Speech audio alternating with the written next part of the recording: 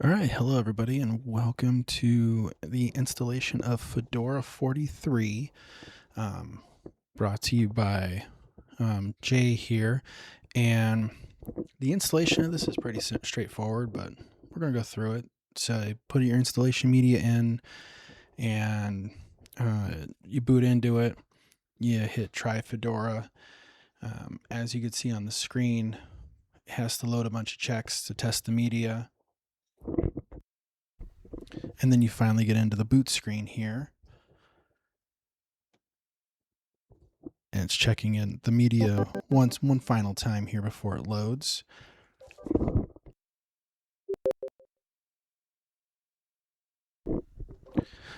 And that is a successful login for the live user. So it gives you that start screen, the welcome screen, kind of welcome you in. For this edition, I used KDE instead of the GNOME version. And the main difference is that the GNOME looks a lot like Mac OS. It has the file edit and everything at the top. KDE looks a lot like Windows. So when you go into the installation here, you go in, the installer is pretty straightforward. I'm in the US and in the LA time zone. So it pretty much sets everything manual or automatic for you. If you wanted to set things manually, you could. Since this is a virtual machine, I'm just using the entire disk with no encryption. The password I'd use was also really, really simple as well. Now, your first user, you can enable the root account on it. That's mainly for administration. Again, since this is a virtual machine, I enabled it. And then set that the root password. If you wanted to be very security conscious, you would disable that, the root account, so that way only your account can make the changes. And then off to the races it goes. This was a pretty straightforward installation. Your mileage may vary depending on your situation, but this is just a straight run-of-the-mill installation here. So we'll give it some time to install.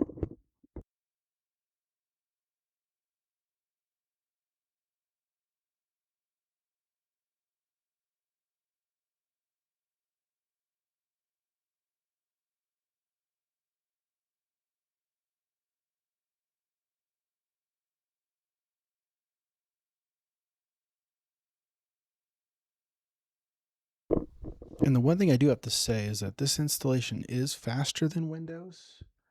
The Windows 10 one did take a while. I had to cut some of that footage out, but this one was pretty straightforward. I mean, really the only thing that limited it was the RAM I gave it and the processor.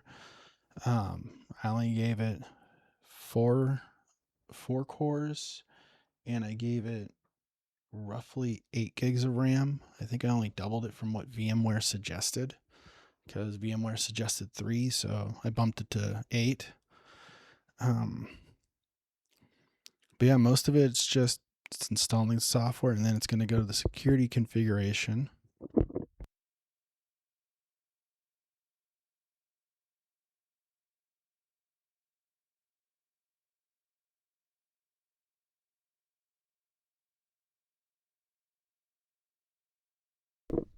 And so at this point now, it's doing the all of the system configurations, basically installing the bootloader, um, installing a few other things in the background. And then you'll notice when I get to it, it's supposed to automatically restart the machine, but I shut it down and disconnected the boot media, just so that way when it loads, it'll load properly. So we'll just give it a few minutes here.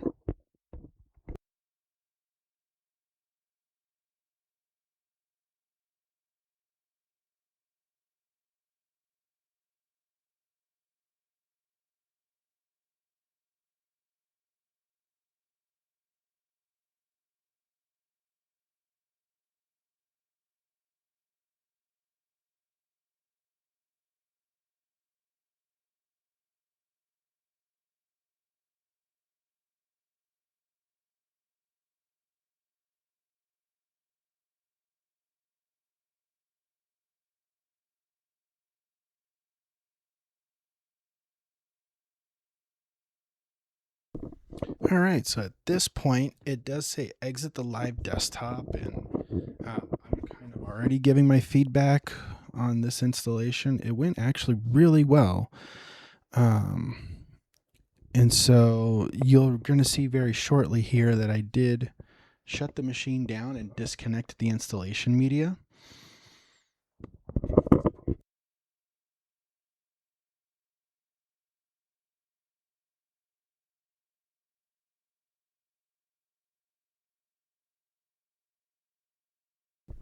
Now, keep in mind, disconnecting the installation media is very important because once you boot back up, should you not disconnect your installation media, so the flash drive, or in this case, the ISO, um, your system may automatically boot from it and not boot from the actual installation that's on the hard drive. So, um, as you can see, I restarted the virtual machine, powering it up, and I can see that it's powering on its own. So when it powers up, what you always want to do, best security practices, is that after you install, after you get that initial setup and the things up and running, you definitely want to update it to the latest version. Um, Even on Fedora's own website, when they build that image, they build it for, let's say, March. So it's already a month behind all of the updates. Um, the hard drive installation also does the welcome screen as well to let you know to welcome you to Fedora.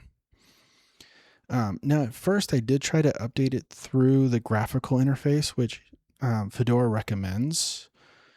Um, However, I decided to go the command line route, or as some people like to call it, the hacker route. So you're going to see that in a few moments.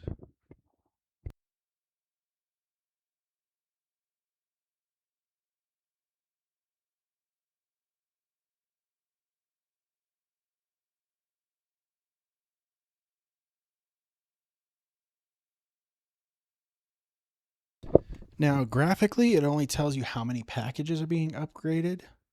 So it looks like it's 1,137 packages, um, and it'll take about 5 gigs. Um, Now, I did run the installer here, and it doesn't give the full list of what's being updated. It only tells you the progress and how far. Kind of like how Windows updates do. They will give you the progress, but they won't tell you. They won't give the what exactly is being upgraded. So there I am running the command, and since it has over 1,000 packages, we're gonna fast forward through this part.